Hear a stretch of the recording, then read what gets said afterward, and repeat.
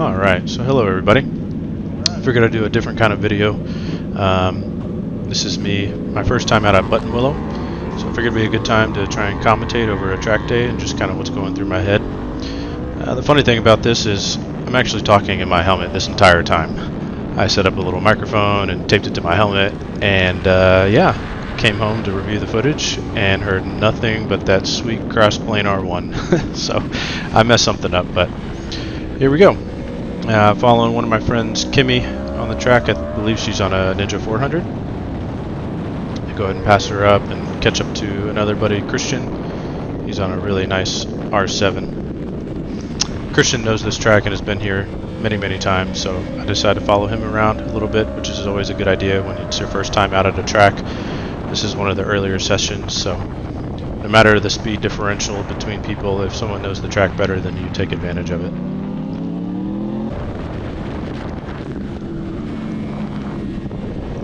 This corner in particular, bus stop leading into truck stop in Riverside.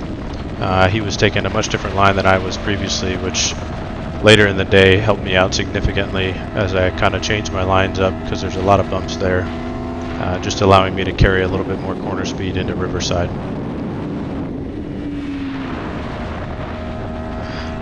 So what do you do when you come up on a group of riders? We'll see this a couple times in the video, but it's a track day. Everybody's out there to have fun, so take your time, make clean passes, go on diverging lines, don't dive bomb somebody on the inside. Even in an advanced group like this, it's just not worth it, and you're not going to gain that much more time out of your lap. So right here, I'll come to the outside of this guy, diverging parallel lines, nice and easy pass. Come up to size his buddy up. I see him going, a little slower than I am into the corner, so I make a nice easy pass on the outside, leaving plenty of space before I cut back in. And easy day, no harm, no foul. Here I mess up. R1 doesn't want to go from second down to first, or actually I think that was third to second, and then it hit a false neutral. So didn't try and change my lineup or close back in on the track, knowing that somebody might come up on the inside, and sure enough, someone did. And it happened to be a really fast rider who was following me around. I believe this guy's on an S2000. S2000, that's a car. S1000 double R. And so I try and follow him a little bit. At this stage in the track day, he's going a lot quicker than I am, so I do my best, but I pick up on a couple of things, like through here in Cotton Corners. He's got a much different line than me, and he carves up these switchbacks a lot better than I do, maintaining a lot more momentum. So I take mental note of that to fix it on later laps. And that, of course, is none other than Josh Hayes himself. He was actually out here at this track day with a student. I learned this just through talking on the paddock, and knew that he had a student with him, so that his student was probably right behind me, right? So keeping that in mind, I want to keep up with the guy, because the last time I shared a track with him was at Circuit of the Americas. Unfortunately, he had a crash there, so I had to avoid him and his bike in the Super Sport race. But here's his student. He flew by me on a 600. I'm not going to pass him again, even though I can, because I'm on an R1. Don't be that guy. Like, I obviously know he's going faster than me. He's working on techniques and stuff with Josh. Let's leave them and the money he had to spend probably to get that session going. Here's another group of riders. This is the easiest passing maneuvers. If you've got the faster bike, take advantage, especially if you know you're going to be faster. Don't be a nuisance, but if you're going to be faster than those guys anyway, then you might as well take advantage when you can.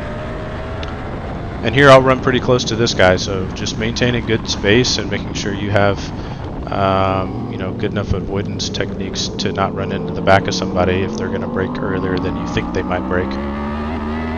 So that was a good example of that there. Here's my buddy Chris on his RSV4. Awesome sounding bike. Was following him around for a little bit.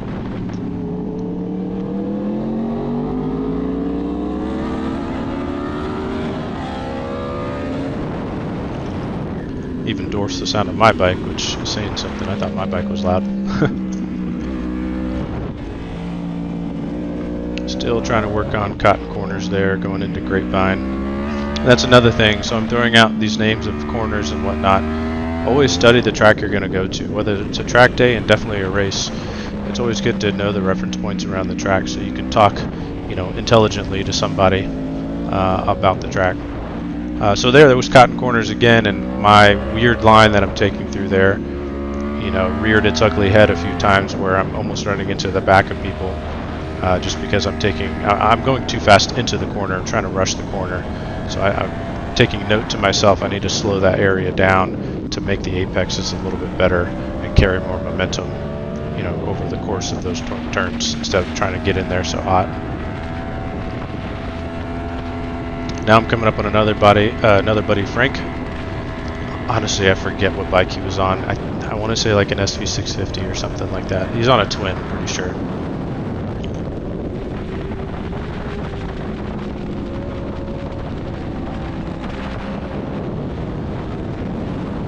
So nice easy pass on this guy, and then I'll pass Frank going into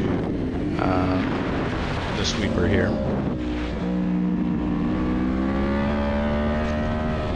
So here's a guy, come to find out this guy's name is Steve, but here's a good example of something I do regardless if I'm on a new track or not.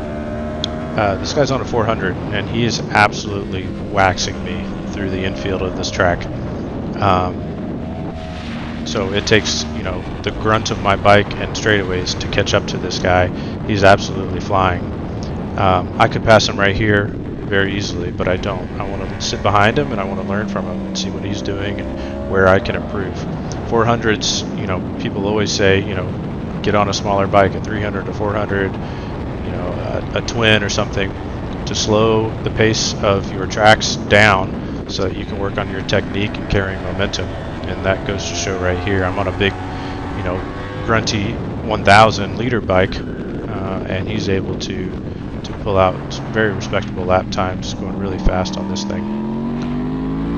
So I'm just taking note of what he's doing, where he's carrying speed higher than what I am, and I'm not passing him because it's a good learning opportunity for me. So here he's got a little bit similar line to me through cotton corners, but he's cutting back over left to get that last apex, which is really what's killing my time there.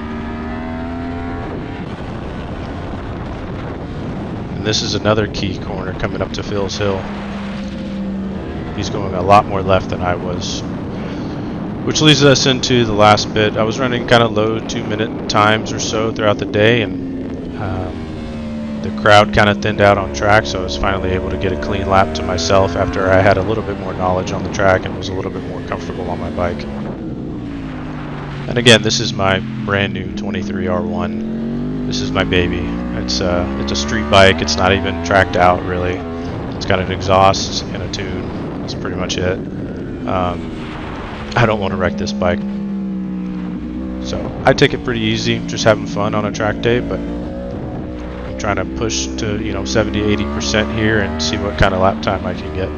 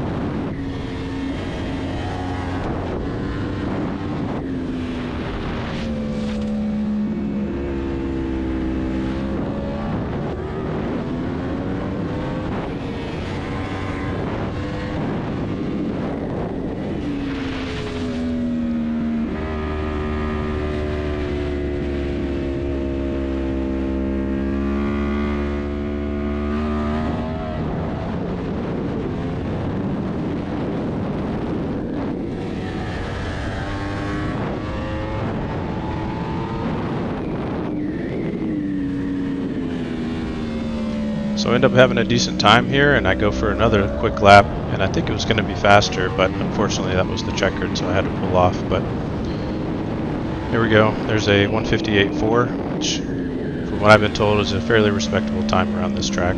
Lots to improve on still, but not a bad time. And then I'll end it with a little conversation with my buddy Frank here. Love having these conversations and trying to help out where I can, and just meeting new people around the track. Thanks. There's a couple other spots where I want to be on the gas, but I'm running wide. Yeah. So I got to figure that out. That was a 209. No, that's good. Sometimes you feel like you're running wide because you're carrying speed. I'm telling you, and it's scary. You got to creep up to it, yeah, and you got to scare yourself a few times. Yeah. But there's two things. It's all it is. You look further away. Yep. And you just lean the bike over more. Yeah. That's it. And it'll go. When I ride normally, I'll put my knee down and as a reference point, but it's like it's out there. Yeah. In Motor America, or when I'm racing with guys really fast, I'm like, how are they doing that? All I do is I look further and I say, all right, here we go. And I lean the bike over farther and my knee just comes up from the ground. Yeah. And it's like, all right, I guess you can ride that fast on that lean angle. That's all it is. Okay. Cool. Is that more risky? Yes. That's called pushing. Yeah. But, within reason, that, you don't need to go from the 10% you're comfortable with to 100% laying the bike over. Right. Get comfortable at 30% and that becomes your new normal. Right? Yeah. At a track day and you feel safe and you know you're not going to crash.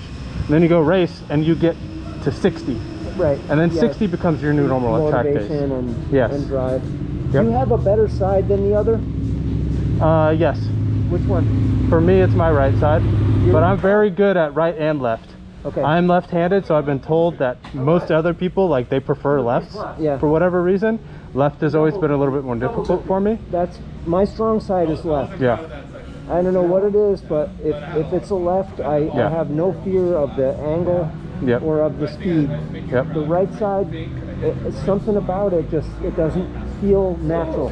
I totally get it. So, when I'm doing left turns, a lot of times I'll have to catch myself and be like, hey, you sissy, lean the damn bike over. Yeah. Nothing's wrong. Your body position's fine. You're just mentally uncomfortable with it. Yeah.